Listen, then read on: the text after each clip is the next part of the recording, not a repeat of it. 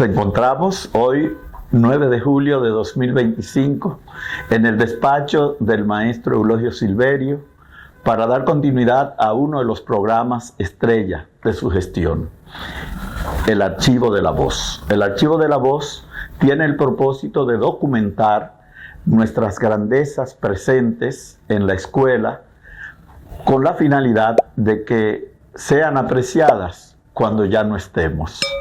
Como quiera, este programa se comparte en el presente y por cierto que tiene, profesor, mucha audiencia. He visto que algunos tienen 3,000 y 4,000 vistas, que es mucho decir.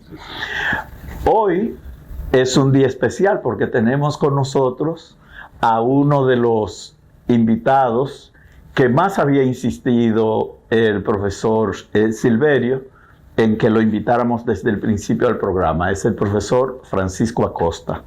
El profesor Francisco Acosta tiene una dilatada carrera académica e intelectual en nuestra escuela. Se ha desempeñado como coordinador de cátedra, ha sido director de la escuela, ha sido director de posgrado, es egresado de la escuela y de la Escuela de Sociología de la Universidad Autónoma de Santo Domingo, donde también ha cursado una maestría en filosofía, en epistemología y metodología de la investigación. También el profesor tiene un doctorado por la Universidad Enrique José Barona en Ciencias de la Educación. Bienvenido, profesor Francisco Acosta. Saludos, doctor Arbelo, saludos, señor director Eulogio Silverio. Para mí es un honor realmente estar en este espacio, un espacio que es para la historia. Para la historia porque es una manera de documentar los hechos del presente de cara al futuro, que sea un futuro lejano, ¿verdad?, para todos nosotros. Uno de los asuntos con que uno se topa en filosofía es el del qué es ser, el tema de la identidad personal y la identidad colectiva. ¿Quién es Francisco Acosta a su vista? Bueno, Francisco Acosta nace en Neiva un 17 de septiembre, hace mucho tiempo, era 1958.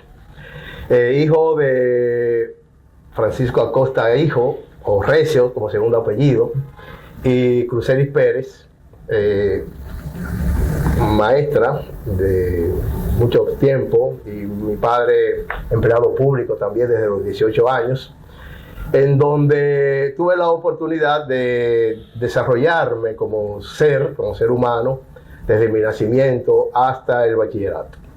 Allí pues cursé la primaria en el Colegio San Bartolomé, un colegio dirigido por padres belgas y monjas canadienses, y que es una educación que en ese momento, en un enclave del suroeste, que es una zona altamente deprimida de manera económica, hasta el día de hoy todavía sigue siendo la región más deprimida del país, Neiva funcionó como un pequeño enclave, y sobre todo en el ámbito educativo donde uno se formó. Allí conocí la tarde extendida. Nosotros estudiábamos en la mañana, y volvíamos, había un almuerzo, un receso para el almuerzo a la casa, como uno vivía cerca podía trasladarse. Luego se regresaba en la tarde hasta las 5 de la tarde. Entonces esa fue mi formación hasta octavo curso, en ese espacio. Pero Neiva funcionaba en el momento donde uno se crió como si fuera una especie de espacio cultural, muy sui generis porque era una comunidad pequeña, todavía lo sigue siendo, aunque ha crecido bastante, pero sin embargo nos conocíamos todos y nos juntábamos de alguna manera en el parque, que era el parque, el lugar central, y allí pues uno estaba el cine al frente, los que le gustaban al cine pues después de la película se quedaban comentando la película, pero allí también se daban los chismes del pueblo. Pero allí también se comentaban los periódicos, había un grupo que se comentaban los periódicos, se comentaba también los libros leídos en la semana, si a los que les gustaba la música pues también, habían varios grupos, y entonces uno iba circulando, dando vueltas en el parque, y se quedaba donde mejor uno sentía, es decir, que aún en las horas de ocio, había una actividad cultural muy fuerte, concomitantemente a la educación. era casi obligatorio, pues, actividades extracurriculares, como por ejemplo existía en ese tiempo la escuela de música. Yo lamentablemente apenas me llegué a alfabetizar con Pozzoli, pero no pude desarrollar esa vocación, aunque me hubiese gustado. Pero en ese tiempo estaban las bandas musicales y quizá con ese espíritu juvenil uno hizo el intento de mezclarse allí hasta que mi padre dijo, no, usted si quiere aprender música tiene que ir a la escuela antes de tocar. Obviamente que la música yo la veía como una diversión más que como una obligación, y eso pues quizás me puso un poco distante. A lo que más llegué fue a tomar algunos rasgos en la guitarra y algunas notas musicales del Pozzoli. No fue más de ahí. Pero también, además de la escuela de música, las mujeres, las damas, había una escuela para aprender oficio, ¿verdad? Tejer, bordar, esas actividades. Lo que no le gustaban a este tipo de actividad, pues estaban las acerías que servían como escuelas artesanales. Estaban los talleres de mecánica, que también el que no le gustaba, pues. De manera que no había tiempo de ocio. Siempre, permanentemente, desde que uno se levantaba, la escuela el día entero, la noche el cine o el parque para los comentarios de lo que había ocurrido en el día, y el tiempo de ocio se desenvolvía dentro de ese ámbito cultural. Era la época también de los clubes juveniles. Muy temprano, a los 7 años, ya yo estaba organizado en Los Lobatos, que era el club de infantil de los Boy Scouts. Luego a los 12 asumí el Boy Scout, que era el segundo renglón, y finalmente me jubilé como Rover Scout, ¿verdad? Que era después de los 18. Después de los 18. Es decir, que concomitantemente a esa parte estaban las actividades de la iglesia, los grupos juveniles en la iglesia, los clubes juveniles. Yo fui fundador, o de los fundadores, bueno, no, casi fundador, de los iniciadores del club de Neiva Adelante también, del cual fui directivo, y que tenía una actividad muy proclive hacia el problema educativo, porque gran parte de las escuelas que se construyeron en los barrios de Neiva la hizo el club Neiva Adelante, escogiendo fondos y haciendo aporte realmente en la comunidad, integrando a la comunidad en esos espacios. ¿Por qué traigo esto a colación? Porque quisiéramos ver que ese ser que se llama Francisco Acosta es hijo de ese contexto social dentro del cual uno se envolvió desde muy temprano. En términos políticos también la actividad se desenvolvía en ese momento, era el momento de los 12 años, en donde uno estaban los conflictos a nivel de las escuelas, y allí desde el primero de bachillerato me enrolé en lo que era el movimiento estudiantil, en el Frente Estudiantil Fabio Suero. Habían dos movimientos, uno el Frente Estudiantil Fabio Suero y otro era el FENES, el Frente Estudiantil Nacionalista Socialista. Nosotros nos ubicamos en el EFRAS, que era de la izquierda radical en ese momento, pertenecía a un partido político que era el MPD, y eran los momentos difíciles de la semidictadura balaguerista.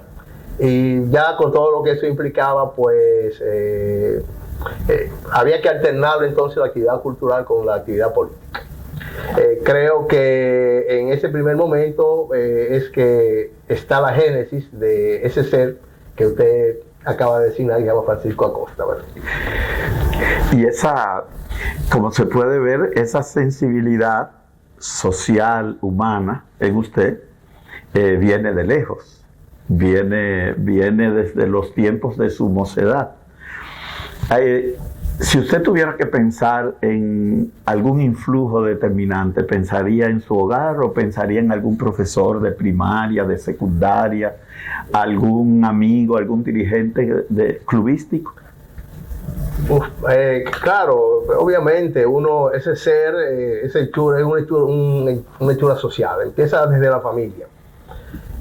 Recordando así muy atrás, tengo recuerdos como de, 2 años, porque recién no habíamos salido del Querú de Trujillo, y si hacía el 58 yo supongo que tendría 2 o 3 años en ese momento, pero no se imagina precisamente esa formación de ver lo que significaba subir la bandera, poner la bandera en la puerta de la casa, la disciplina que implicaba una dictadura, dentro del hogar, que eso de una manera u otra, o en la calle también. Eso marca a uno para siempre. Ya luego, eso fue una influencia fundamental, sobre todo porque yo alternaba los espacios de horas libres con la familia de mis abuelos paternos, en el sentido de que al mediodía, cuando yo salía en el receso, me quedaba más cerca y yo iba a compartir con mis abuelos. Y eso realmente me marcó porque eso me permitió aprender a leer antes de ir a la escuela, en el sentido de que al mediodía era que llegaba el periódico a Neiva. Salían en la mañana, pero los medios de comunicación estaban un poco lejanos, y mi abuelo siempre estaba leyendo el periódico al mediodía. Entonces yo me sentaba con él a leer también. Eso me obligó a tener un interés por la lectura desde muy temprano. El periódico que se leía en ese momento era El Caribe. Tan es así que luego, cuando se realizó, yo oí a un compañerito decir, no, que eso yo lo vi en El Caribe Listín, ¿verdad? Porque ya El Caribe era una marca de periódico. Y ahí había un suplemento que se llamaba, a mí me fascinaba, Hablemos, donde había artículos de mucha profundidad, que en ese tiempo yo lo veía como algo natural, pero yo veía que eso era realmente asombroso en ese momento. De manera que, como todos los niños, lo primero que me interesaba en ese momento eran las tiras cómicas. En lo que el abuelo leía las noticias, pues yo me entretenía con las tiras cómicas. Y así aprendí a leer, de manera que cuando yo quise ir a la escuela ya yo estaba socializado. Entonces, esa influencia, que era la pregunta, yo creo que fue fundamental para la formación de uno, en términos de la lectura. Porque ya luego, ya en la primaria, digamos en sexto curso, bueno, en el colegio donde estaba había un aula que servía de biblioteca también, pero ya en la primaria la profesora de lengua española nos dice, le vamos a dejar hacer un regalo, y nos llevó a la biblioteca municipal, la biblioteca vieja, que no, señor también de edad mayor, que fue poco visitada, con un libro lleno de polvo. Y eso también me marcó, porque a partir de ahí yo fui un asiduo visitante a esa biblioteca, donde fui descubriendo lecturas que en la escuela generalmente no nos la daba. Claro, motivado muchas de esas lecturas, porque en el suplemento Hablemos mencionaba muchos de esos autores que luego uno veía en la biblioteca, entonces eso le llamaba esa conectividad. De suerte que para mí, en términos académicos, intelectual, fue fundamental la casa de los abuelos. Además de que, aunque mis abuelos lo que eran comerciantes muy prósperos en su época, ¿verdad? Aunque ya al final, cuando yo ya no era tan próspero así, pero había una tía que era la primera farmacéutica que se formó aquí en la Universidad Autónoma de Santo Domingo, ya estaba de regreso en Neiva, y siempre estaba leyendo también. Los libros, eso se contagia también, de algún momento a otro uno elogiaba, y ahí estaba la lectura por el ámbito de las ciencias naturales, porque eran libros de química, de física, también le llamó mucho la atención a uno. Y luego un primo también que iba en vacaciones, estudió medicina, de suerte que desde esa época en la casa de los abuelos era como una pequeña universidad, el contacto con la academia lo tuve allí, de manera que ese ambiente fue fundamental para mi formación.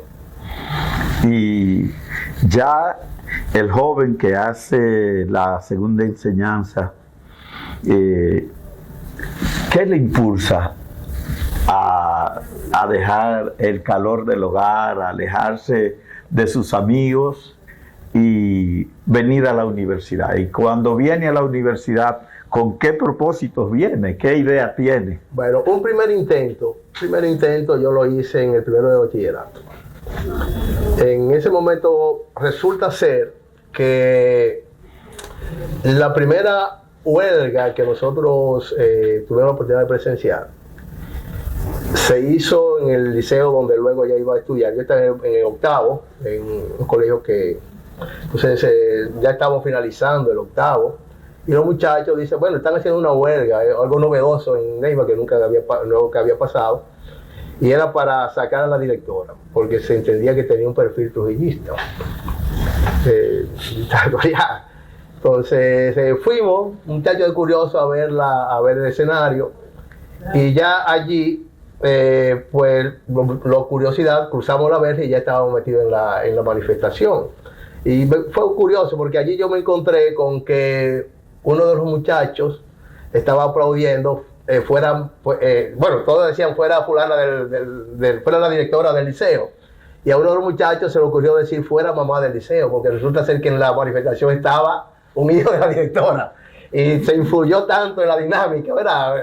Qué curioso la parte de la psicología social, de cómo la masa, los movimientos de masa influyen tanto en el individuo que uno se enajena de su individualidad, porque ese muchacho estaba en contra de la madre, ya había perdido la individualidad, formaba parte de la masa. Me llamó mucho la atención en ese momento. Pero la idea es que ya desde ahí uno empezó a tener esa curiosidad y mis padres pensaron que quizás había que buscar otra alternativa. Entonces es así como yo participo en un examen de nivel que se estaba haciendo en el Politécnico Loyola. Y yo salí en ese primer año al Politécnico Loyola. Yo hice el primero de bachillerato en el Loyola de San Cristóbal. Es decir, que a los 14 años, antes de los 14 años, porque yo lo cumplí en septiembre y eso fue en agosto, a los 13 años y pico, pues yo salí de mi casa con rumbo a mis estudios. Claro, eso fue a regañadientes porque mi abuela me decía que dadas las condiciones que uno tenía, ¿verdad? Era mejor que uno se involucrara en el mundo de los negocios porque esa era su experiencia. Ella decía una frase interesante, ¿verdad? Que te amor al dinero. Entonces yo me vi la disyuntiva de amor al dinero o el amor al saber, ¿verdad? Pues yo pienso que ya ahí terminé pues con el amor al saber. Nada que ver con la filosofía, porque en ese tiempo me interesaba un poco la tecnología. Era un bachillerato en electrónica y me llamaba la atención porque gran parte, esa era la ciencia del futuro en ese momento, es lo que hoy es la informática o esta nueva tecnología, y me llamó la atención esa parte. El asunto es que terminado ese primer año yo volví entonces al liceo donde estuve, y allí pues me involucré en los procesos de lucha política estudiantil, hasta que terminado el bachillerato, ya la situación es conflictiva. Mi papá decía que yo no podía venir a la UAB en esas condiciones, por lo que implicaba la alternativa que había en ese momento. Y es así entonces como yo inicio en la Universidad Católica Madre y Maestro. Es decir, que allí yo hice 2 años de agronomía, nada que ver con filosofía todavía, ni con tecnología, entonces, pero no era muy fuerte tampoco, ¿verdad? Y decidí entonces venir, finalizar aquí en la universidad, en donde en la escuela de agronomía completé casi el ciclo completo de agronomía. Yo prácticamente lo que me faltó la tesis en esa agronomía, hasta que decidí definitivamente abandonar la agronomía y meterme en la carrera de sociología. Cuando yo llego a sociología, en el primer semestre, hubo un profesor que me orientó que para ser un buen sociólogo había que conocer a los filósofos, que no había manera de hacer ciencia sin tener una base filosófica. Entonces ahí, ese primer semestre, se permitía en ese momento hacer 2 carreras al mismo tiempo. Entonces yo fui tomando materia de filosofía y de sociología. Allí me encontré con otro compañero de estudiante que lo estaba haciendo al revés. Él había estado en filosofía y estaba tomando carrera de sociología. Entonces vi que se podía y simultáneamente llevamos las dos carreras. De manera que a la filosofía yo llego un poco tarde, como se puede ver. Yo llego 4 años después de hacer un recorrido de las ciencias duras. Digo las ciencias duras porque ya en el bachillerato yo aprendí que había una diferencia muy marcada entre las ciencias duras y las ciencias blandas. Lo aprendí de mis padres, porque mi padre, que era el equivalente a una licenciatura, era licenciado en Filosofía y Letras. Y mi madre, digo, bachiller en Filosofía y Letras, porque era equivalente, ¿verdad? Y mi madre era bachiller aunque tenía un título de maestra también, pero había sido bachiller en ciencias físicas y naturales. Entonces el gran debate es de cuál era mejor profesional en ese sentido. Y yo luego descubrí que ese debate se debe a, ya en el ambiente hostosiano, a la gran influencia de Hostos por el cientificismo. Porque la filosofía se veía en ese contexto como una continuidad del carácter teológico. Entonces se contraponía en cierta medida a la ciencia. De hecho, la filosofía positiva de Hostos se llama positiva porque se veía la filosofía como negativa, pero era la filosofía escolástica del momento. Y la ciencia era lo que... Entonces eso yo no lo entendí en ese momento, pero uno creció en ese ambiente donde estaban las matemáticas, había un bachillerato en matemáticas. No lo tomé porque en Neiva no había ese bachillerato, había que ir a otra comunidad. Y estaba el de física y natural, que fue donde me inscribí. No se me había ocurrido nunca de que filosofía y letras. Es decir, yo soy como San Pablo, ¿verdad? Que llegó tarde al cristianismo. Y luego ya en la universidad, profesor, Sí. ¿Algún académico que ejerciera en usted algún influjo especial y algún pensador, ya sociólogo, ya filósofo, ya ambas cosas, que usted sienta que haya tenido un peso especial en su formación y en su concepción del mundo? No, mucha gente. Fíjate que en toda esta historia siempre aparece gente que te van como moldeando de manera extracurricular. No tan solo la academia, no tan solo la escuela. Por ejemplo, en sexto curso yo tenía un tío que él estaba haciendo por correspondencia un curso de locución. Entonces él me ponía como oidor. Para preparándole su examen me ponía a oírlo. Yo me tuve que tirar el manual completo, un manual de ese tamaño, leyéndolo junto con él porque... Entonces eso me marca, ¿verdad? En el sentido de cuando yo quise ir a tomar el examen de nivel, todavía ese manual yo lo guardo, ¿verdad? Por ahí. Eso me sirvió muchísimo. Lo que hice fue repasar lo que ya yo en el sexto curso había. Entonces eso me marca. Aquí en la universidad, obviamente yo le mencionaba a un profesor, ese fue el profesor Ángel Moreta, que me dio lógica formal y dialéctica. Y entonces era que él decía esa parte de la filosofía. Entonces eso como que orienta a uno. Y si uno se pone a pensar que entonces eso fue importantísimo para yo estar aquí. Es decir, si no hubiese estado quizás en la escuela de sociología. Pero ¿y qué me hace coger para sociología? Bueno, de manera transcurricular nosotros teníamos algunos amigos que nos juntábamos a reflexionar sobre literatura, porque esa era una de mis pasiones, ¿verdad? Y entre ellos estaba el profesor Tomás Nova, Fernando Fernández. Yo vivía cerca de la UAS, ahí en la avenida Filomena Roja, casi esquina Doctor Núñez de Cáceres, que ahora se llama Minabel. Y nosotros nos juntábamos ahí casi siempre los fines de semana a teorizar y hablar.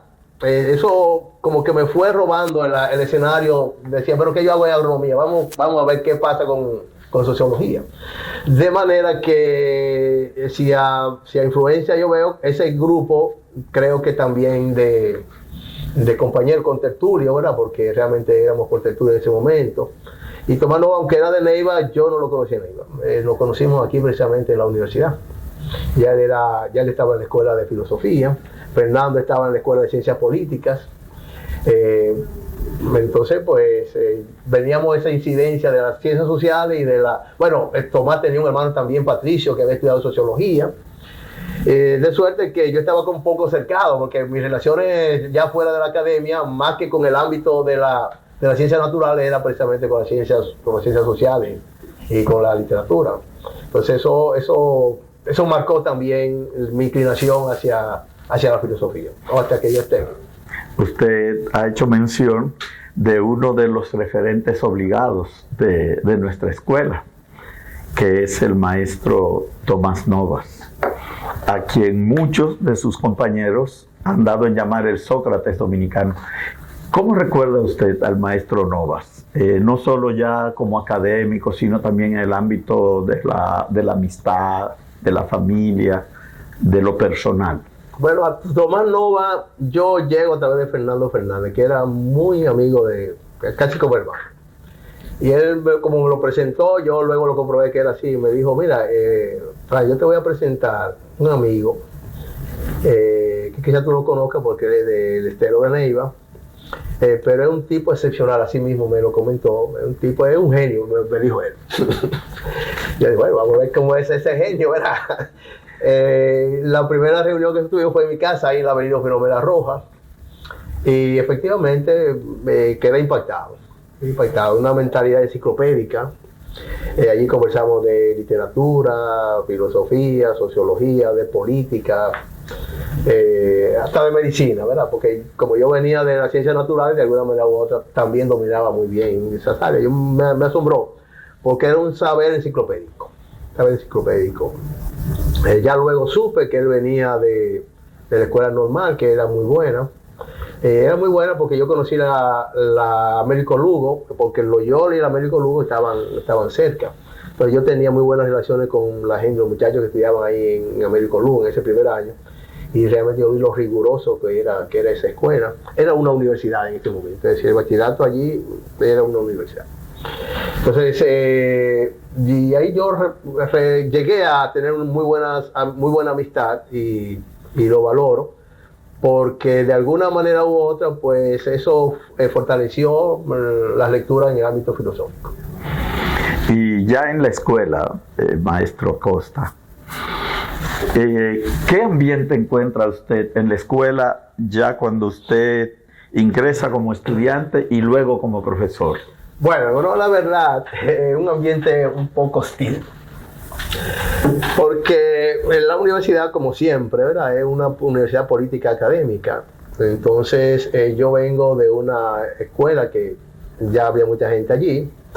Y había discusiones en términos académicos y política, obviamente. Y ya yo, cuando yo llego sindicalizado con un sello, ¿verdad? Porque el grupo de Ángel Moreta, ya eso me fastidió la vida. Lo primero que me pregunta la profesora, que había sido profesora mía de sociología, pues yo no sabía que usted tenía vocación por la filosofía. Pero yo entendí como una ironía y le seguí la cosa. No, es que yo no, yo vine aquí porque soy amigo del profesor. Ella como que no le gustó, pero no me preguntó más nada. Porque realmente yo voy buscando el interés académico, no un interés de que soy amigo, no de otra.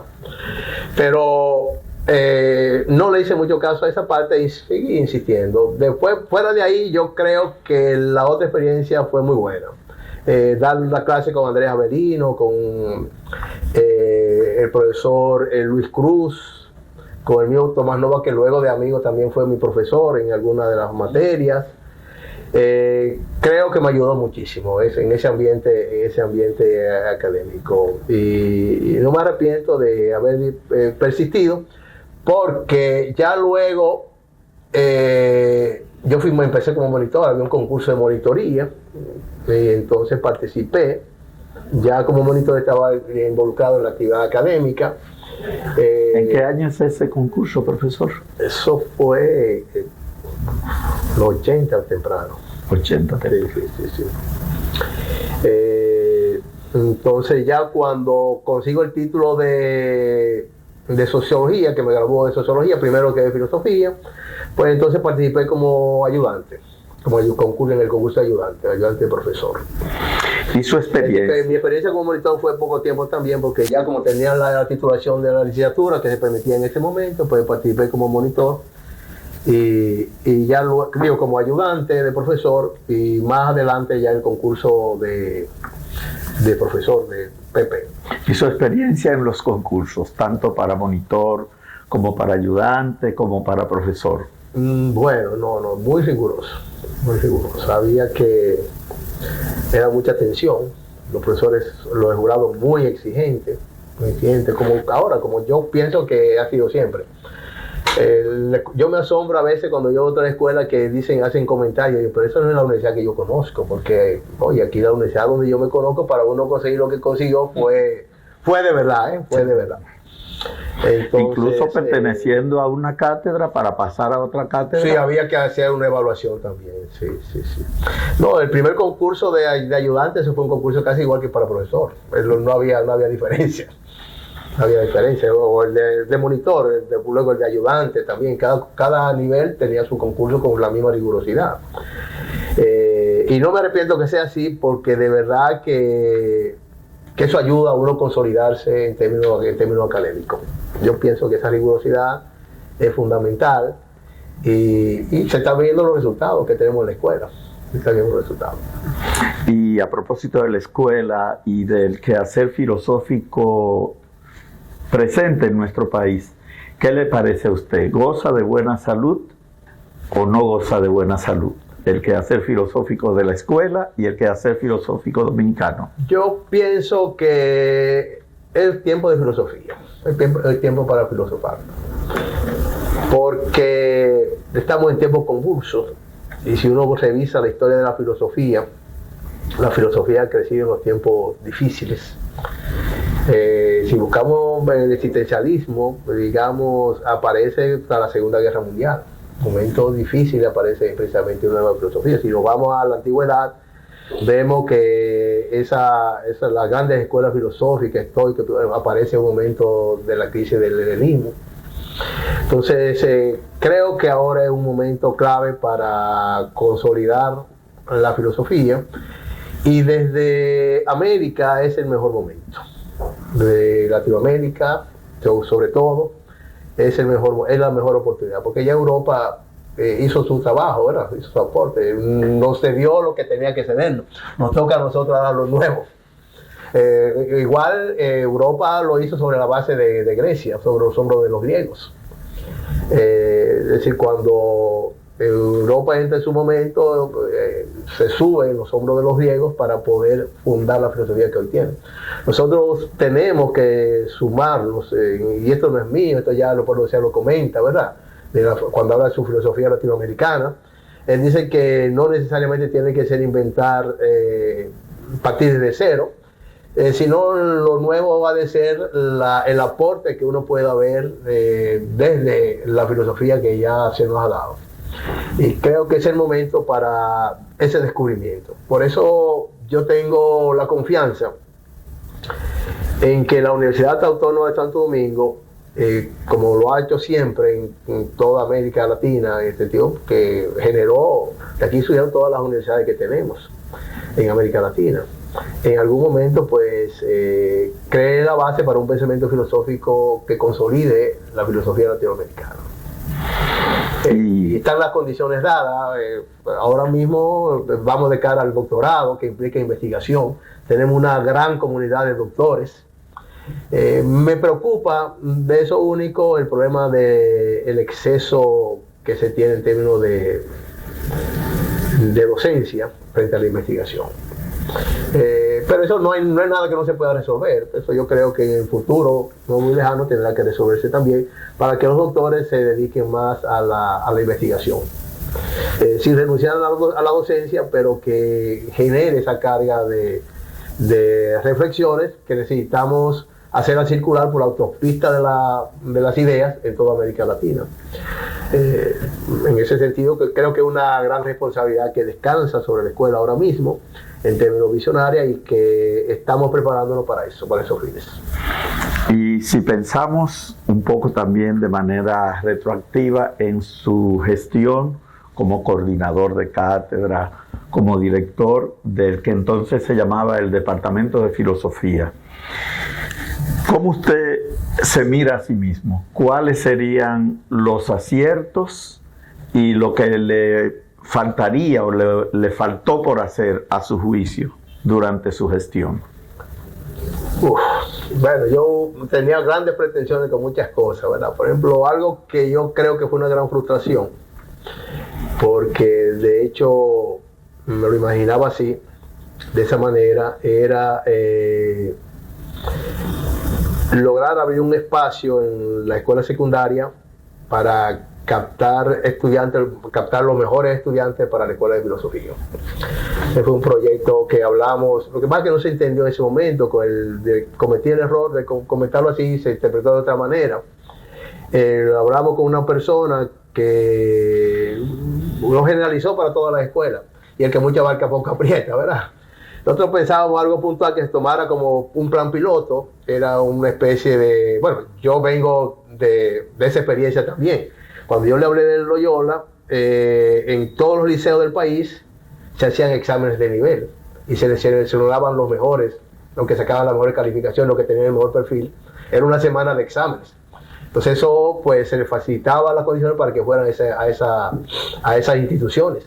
Eso yo pensaba que se podía hacer con la Escuela de Filosofía. Es decir, caminar el país entero dando esos exámenes durante una semana, seleccionar los cuadros que tuvieran la vocación filosófica y tenemos una casa de los estudiantes y a garantizar un espacio a esos estudiantes. Usted se imagina 40, 50 estudiantes representativos del país entero con una nota sobresaliente formado en la Escuela de Filosofía. Yo creo que ese era un gran proyecto y era mi gran sueño.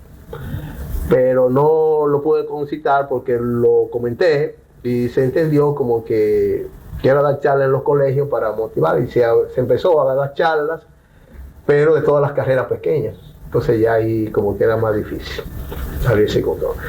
Creo que es una tarea pendiente, creo que eso aún se puede lograr y se necesita. Sin embargo, no sé, queda ahí el señor director todavía. estaría como agenda. Sin embargo, yo pienso que un logro que sí uno puede trabajarlo, o que lo estuvimos trabajando y que de una manera u otra lo logramos, lo alcanzamos, es la cualificación de que el egresado de filosofía no sea un licenciado, sino un doctor. Y que la licenciatura sea como un punto intermedio, como era antes el nivel técnico, ¿verdad? Entonces yo pienso que sí podríamos ofrecer si se puede, ya se habla de mercado, ¿no? Pero no me gusta usar esa palabra. Ofrecer a la sociedad un currículum que sea como doctorado. De hecho, en un momento determinado, todos los títulos que daban humanidades eran doctores, doctor en psicología, doctor en educación, doctor en filosofía. Lo único que era un doctorado que se inventó Trujillo en esa época, porque era una licenciatura también, no era un posgrado. Pero ahora podríamos sí dar un doctorado verdadero, y eso es extensivo a todas las humanidades. Promover es decir que la licenciatura sea un medio para llegar al doctorado. Entonces sí, nosotros empezamos con el País Vasco. Yo conocí en ese momento al doctor Caballero, que lo conocí a través de mi hermana, que vino al primer doctorado en Derecho, que se hizo ya egresada de ese programa, y él me presentó al doctor Caballero. Y eso es lo primero que yo le dije al doctor, y no habría posibilidad de uno conseguir un doctorado como este para filosofía. Me dijo, sí, cómo no. Pero cuando él consulta ya, resulta ser que no existía ese doctorado. Es un doctorado interno, pero el doctorado de acuerdo al perfil que queríamos no existía. Y nos ofreció entonces un doctorado en psicopedagogía. No, pero es que eso no es lo que queremos, es filosofía. Eso duró 2 o 3 años. Entonces lo discutí con algunos de los compañeros de la escuela. Recogimos la opinión, le hicimos una oferta, una contrapartida a lo que ellos querían. Y de manera que ellos diseñaron entonces un doctorado conforme a lo que nosotros le habíamos sugerido. Y ese doctorado, pues, ya ven los resultados ahí. Esos resultados, creo que hay un alto porcentaje de doctores formados en esa maestría, muchos de ellos con premios nacionales, que se ve que valió la pena entonces haber hecho ese intento. El profesor Silverio y yo lo sabemos, pero como esta es una entrevista para la historia, me es necesario preguntarle ¿en qué año fue usted elegido como director y hasta qué fecha? ¿Y a quién sucedió y quién le sucedió a usted? Bueno, yo soy muy malo para la fecha, por eso no estudié historia, quizás. Pero nada, nosotros, yo, que nosotros tengo un hábito de no hablar en comisiones, que casi uno pluraliza las cosas. Yo asumí la dirección, sustituyendo muy honrosamente al doctor Rafael Morla. No, perdón, Miraya, Julio Miraya. Digo Rafael Morla porque es que realmente la gestión de Morla como que marcó a uno en términos de administrativo. Porque yo fui yo fui coordinador de cátedra en esa gestión durante los 2 periodos de Morla, y de alguna manera u otra pues marcó lo que había de ser luego el proyecto a la dirección, que luego hubo una gestión que fue la del doctor Minaya, 2 gestiones consecutivas, que fue una continuidad de ese trabajo de Morla, y uno se sintió bastante cómodo en ese sentido. Por eso yo di el salto, ¿verdad? Porque en la gestión de Minaya no se sentía como que era la misma gestión de Morla de alguna manera u otra. De suerte que ha habido una continuidad permanente en términos de proyecto y de cualificación y de divulgación de la filosofía, de manera que el doctorado que nosotros estamos hablando, que lo gestionamos, fue la gestión de Minaya, que nosotros lo gestionamos, pero fue la gestión de Minaya que se puso en práctica. Muchos me decían en ese momento, no, pero vamos a guardarlo ahí para cuando tú seas que eso sería una mezquindad. Era una mezquindad. ¿Sabes cuántos doctores surgieron en ese momento? Va a ser una pérdida con un criterio chauvinista, ¿verdad? Que tiene que ser mi gestión. Yo me sentí siempre que la gestión de Minaya como si fuera mi propia gestión. De suerte que esa propuesta de los doctorados surgieron, Minaya lo acogió muy bien, y los primeros doctores surgieron en ese periodo. Estamos hablando de que eso fue en el 2009, por ahí, la gestión del 2009, eran 3 años en ese momento, del 9 al 12, y ya luego del 12 al 15. Entonces ahí vamos a hablar que Morla, Minaya y la gestión de nosotros. Otro de esos factores de continuidad en la escuela han sido los congresos de filosofía. Ya usted anotaba lo del rigor y la limpieza de los concursos, que se mantiene hasta hoy. Por los testimonios que hemos visto de la gente que ha concursado incluso recientemente en la escuela. Ahora esta gestión, la gestión del profesor Silverio, se ha planteado la realización del 6º Congreso Dominicano de Filosofía Santo Domingo 2025, y usted tiene una tarea muy específica en ese congreso. El lema que el profesor Silverio ha concebido para este congreso es pensar en español, apuesta por la identidad dominicana. ¿Cómo ve usted esa apuesta, esa propuesta del profesor Silverio? ¿Cómo ve usted su propio rol como persona que tiene a cargo tareas bastante específicas en ese congreso? ¿Y qué espera usted de este congreso respecto a todos los anteriores que se iniciaron justamente en la gestión del profesor Rafael Morla? Bueno, Morla le puso al congreso que se realizó pero Morla no, el equipo, porque eso fue consultado. Morla tenía esa particularidad de que quizá que eso es un mal hábito que viene uno desde la izquierda, de trabajar en equipo. Morla no hacía nada que no fuera en equipo. Él consultaba la escuela, buscaba hacer una reunión, una asamblea, y recababa opinión. Y en ese momento, precisamente el problema de la identidad, en ese momento la identidad filosófica, creo que fue clave. Ha habido una continuidad a ese congreso fundacional que se le llamó en ese momento congreso fundacional, que sentó la base de los congresos posteriores, tanto el congreso después de Minaya, el congreso que se hizo en la gestión de Minaya, como el congreso que se hizo en la gestión de nosotros, como veo que hay un hilo conductor, que es una preocupación de alguna manera u otra por lo identitario, ya sea en términos filosóficos, ya sea en términos de la ciencia, ya sea en términos del ser ontológico, pero ha habido una continuidad. Parece que una preocupación de carácter filosófico de esa búsqueda permanente del ser latinoamericano y del ser dominicano, ¿por qué no?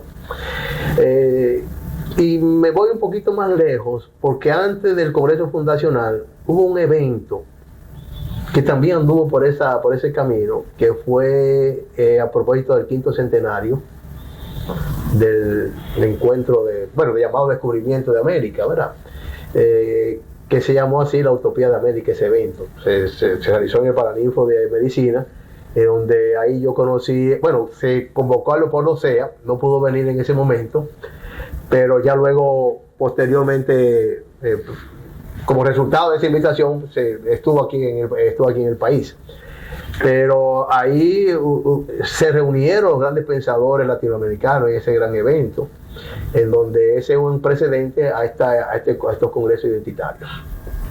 Creo que una buena línea y empalma con esas expectativas que yo decía de que la nueva filosofía debe gestarse desde Latinoamérica. Y sobre todo, República Dominicana, como históricamente ha sido, nos toca esa gran responsabilidad de ser la plataforma de ese lanzamiento.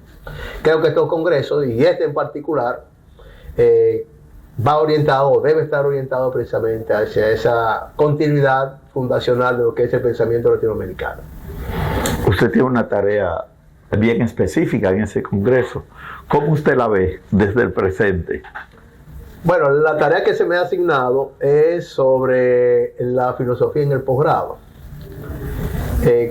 Creo que es una gran responsabilidad que encaja muy bien en las aspiraciones que yo estuve cuando era director, que es precisamente la de fortalecer el posgrado en filosofía.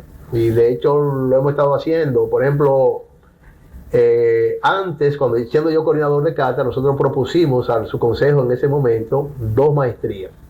La facultad tenía una sola maestría, que era una maestría en educación. Bueno, tenía otra en psicología también. Había otra en el ámbito psicológico. Pero esa de psicología estaba como un híbrido entre medicina y psicología, que era como, no recuerdo bien. Pero la de propiamente humanidad era psicología, era educación superior, una maestría de educación superior, que de hecho yo la cursé, porque era la única maestría que teníamos. Entonces, nosotros hicimos una propuesta de un diplomado, 2 diplomados, uno en filosofía política y otro en metodología. Yo asumí el de metodología en ese momento porque yo venía de sociología, en donde había una fuerte formación metodológica, y me sentía más cómodo en ese momento. Entonces, otro compañero asumió la de filosofía política. Sin embargo, y contrario a lo que se esperaba, porque esta es una sociedad muy politizada, que se iba a llenar el de filosofía política, pero el que se llenó fue el de metodología. Porque llegaron gente de medicina, de ingeniería, de todas las carreras buscando esa parte. Y fue como 40 o 50 personas que estuvo en ese primer diplomado. Vimos que era exitoso, entonces lo llevamos a una maestría, a una especialidad. Del diplomado a una especialidad. Igual se le dio continuidad hasta la maestría. De suerte que esa fue la primera experiencia que tuvimos en el ámbito del posgrado con filosofía.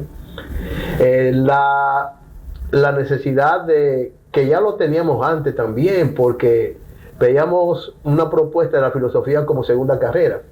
No se pudo lograr a nivel de la licenciatura y lo logramos entonces en el posgrado con esa maestría de metodología. Porque ahí había médicos, ingenieros, abogados, que ya veían entonces la filosofía como una segunda carrera.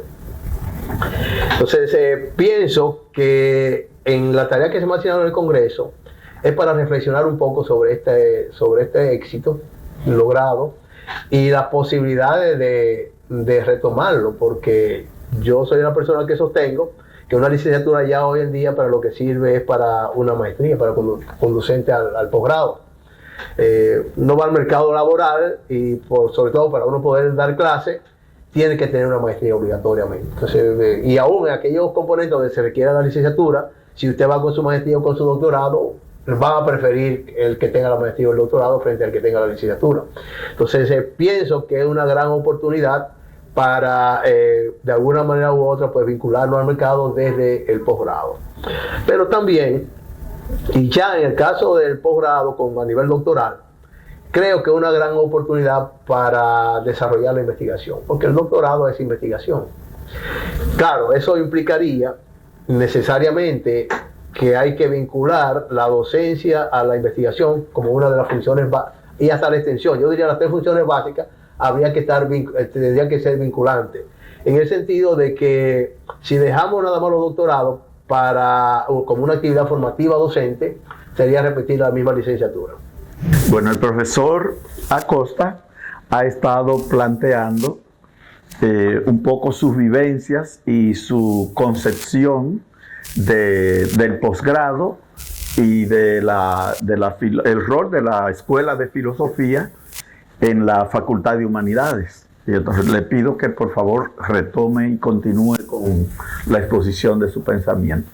Sí, al respecto, decíamos sin caer en una especie de chauvinismo, ¿verdad?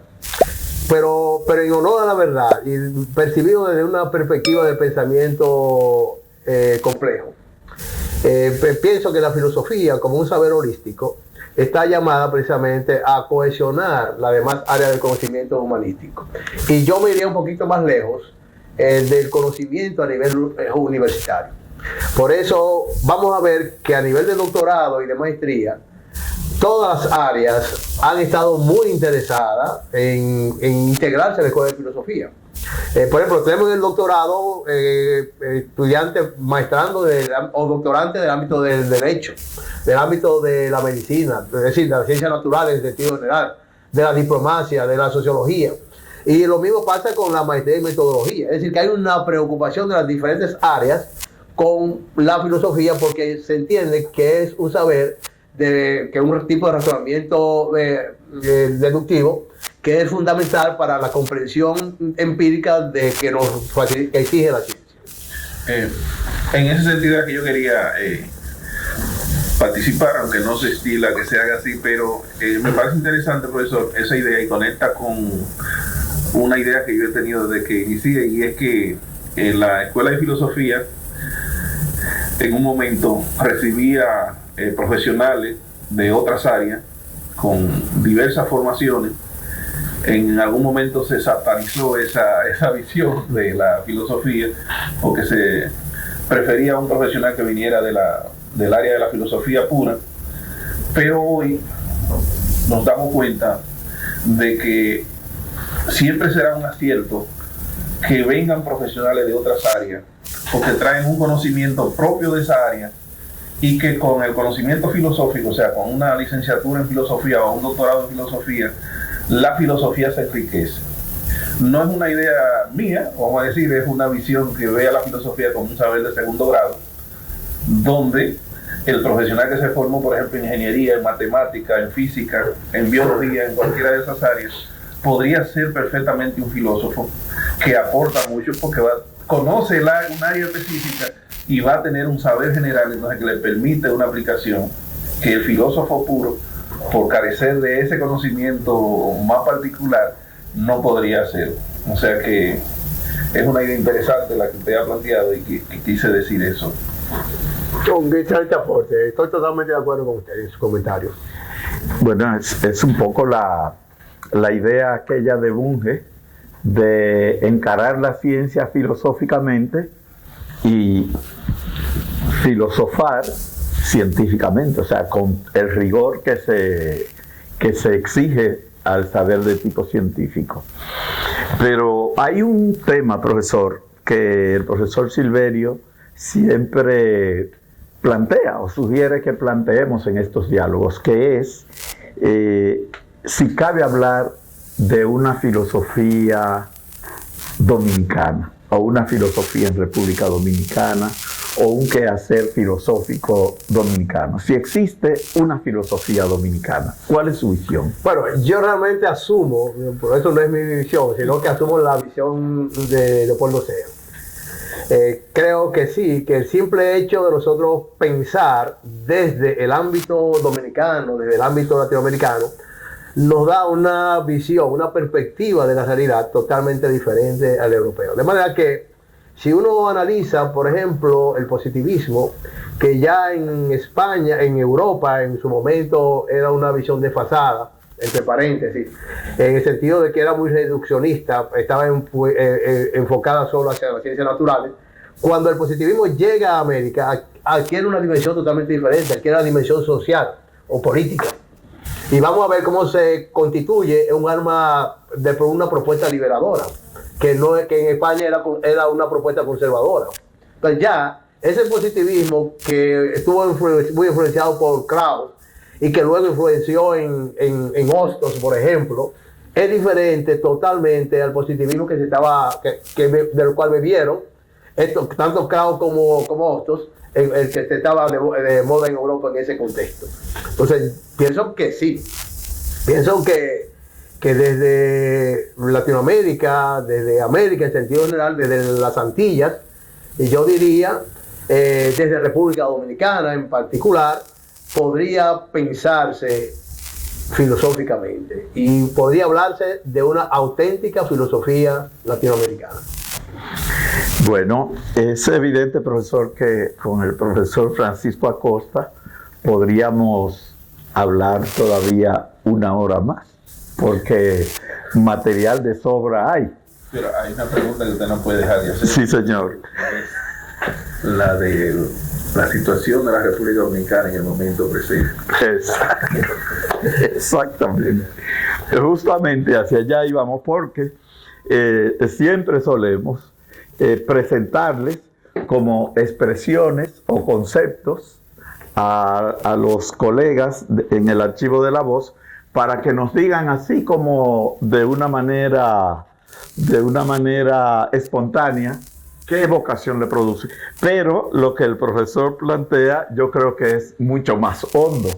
Y como tenemos la ventaja de que nuestro invitado, profesor, tiene tanto formación filosófica como formación sociológica, sería muy de desear escuchar, como ha dicho el profesor Silverio, República Dominicana, ¿qué es? ¿Cuáles son sus perspectivas? ¿Cuál es la situación actual de nuestro país? Como decía usted, la filosofía se luce en los tiempos de crisis, y usted decía que este es el tiempo de la filosofía. ¿Será que usted ve que hay algo que preocupe, algo que mueva la preocupación en la República Dominicana del presente? Sí, claro. Yo pienso que lo general y lo global están articulados no tan solo dialécticamente, sino de manera compleja. Por tanto, todo lo que ocurre a nivel planetario, de una manera u otra, nos afecta.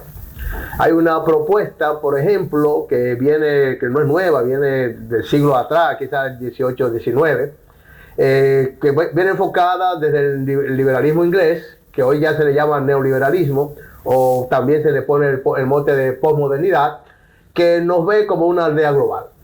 Una aldea global, pero que nos hace perder entonces lo identitario. Entonces ahí yo veo que es un peligro y es donde está la amenaza hacia lo que es el ser dominicano. Sin embargo, esa propuesta neoliberal de globalizarnos a todos, de meternos en un globo, en una vuelta, ¿verdad?, en un mundo, una especie de mundialización, implica la pérdida de lo identitario. Entonces eso es lo preocupante.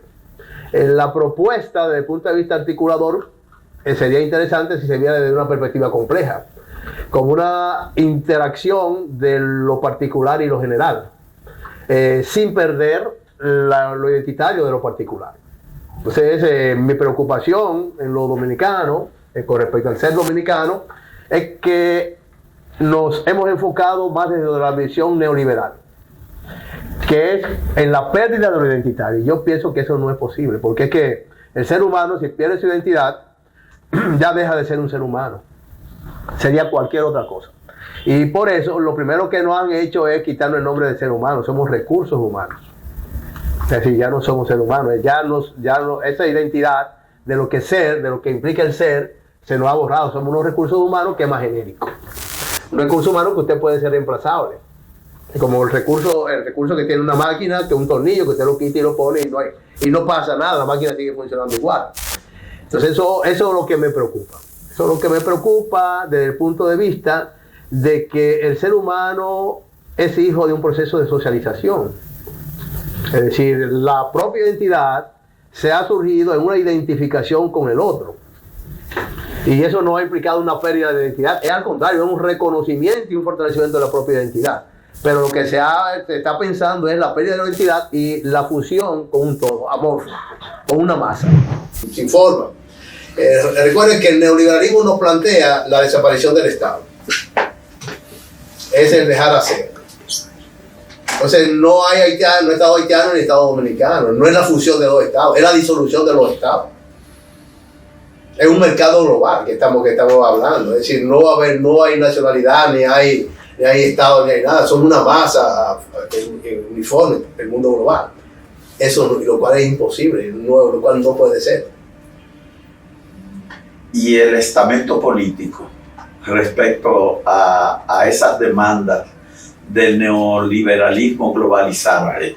Esa es mi gran preocupación. Eso porque es que el no responder a eso tiene una penalización desde el punto de vista económico, que es lo peor que puede ocurrir. Lo peor que puede ocurrir. Porque te sensibiliza, ¿verdad? De alguna manera u otra. Y creo que no se está educando a la población en ese sentido. No se está viendo el peligro que eso encierra. Nos están poniendo un caramelito que es el problema de las ventajas del mercado global, donde somos todos consumidores y lo único que importa es eso, ¿verdad? Consumir. Ya en lo que es la desaparición del Estado-Nación, por ejemplo, uno va a un consultorio y ya uno no es un paciente, ya uno es un cliente. Ya a nivel educativo también uno ya no es un estudiante, ya uno es un cliente también, es lo que hay que ofrecer un servicio. Entonces fíjense que poco a poco nos van enrolando en un discurso que no es ingenuo. Nos van cambiando, nos van metiendo en una jerga que poco a poco la vamos asumiendo. Y dentro de esa jerga, el concepto de Estado-Nación ya no va a existir, sino aldea global. Somos una aldea global. Y de cara a la circunstancia presente, ¿cómo usted ve las tareas actuales del filósofo, particularmente del filósofo que forma la Universidad Autónoma de Santo Domingo? Bueno, el filósofo de sus orígenes mismo es un pensamiento crítico. Se resiste porque le preocupa más las preguntas que la misma respuesta que pueda conseguir. Entonces, desde esa perspectiva, la filosofía tiene que ser un ente cuestionador a esa desaparición, primero del lenguaje, ¿verdad? Del lenguaje. Porque, por ejemplo, aquí mismo en la universidad se habla mucho de colaboración, ya no hay empleados, sino colaboradores. Pero es lo mismo empleado que colaborador, porque colaborador es el concepto que yo tengo de una persona que hace el trabajo gratuito, ¿verdad? Que usted colabora, hace un aporte si usted quiere. Pero ese lenguaje no es ingenuo. Entonces, desde el punto de vista de la economía de mercado, que es la que está diciendo, están cambiando el lenguaje. Poco a poco y de manera gradual, pues estamos asumiendo entonces la filosofía debe luchar por recuperar las categorías. Que no son ingenuas, las categorías tienen un matiz identitario. Es lo que nos permite precisamente mantener la identidad. Entonces yo pienso que desde la escuela de filosofía, desde la filosofía como transdisciplina, debe hacerse hincapié en la recuperación del lenguaje.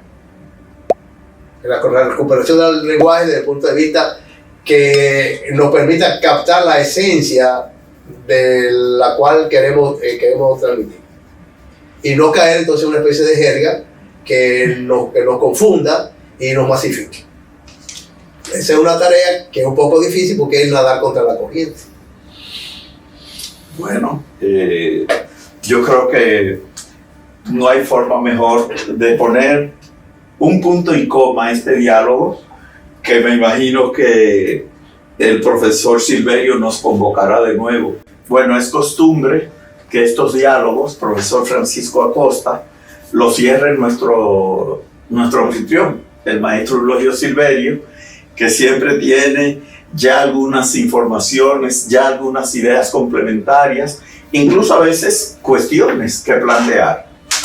Así que usted, como anfitrión, es el dueño del cierre y de la palabra, maestro Silverio. Muy bien, profesor, en nombre de la Escuela de Filosofía y en el mío propio, queremos agradecerle realmente que haya sacado este tiempo para dejar un archivo de la voz para el presente y para el porvenir. Como le decía, Andrés Merino dice, no, que no hay posteridad ya con esto de las redes, eso estará ahí por siempre y para siempre.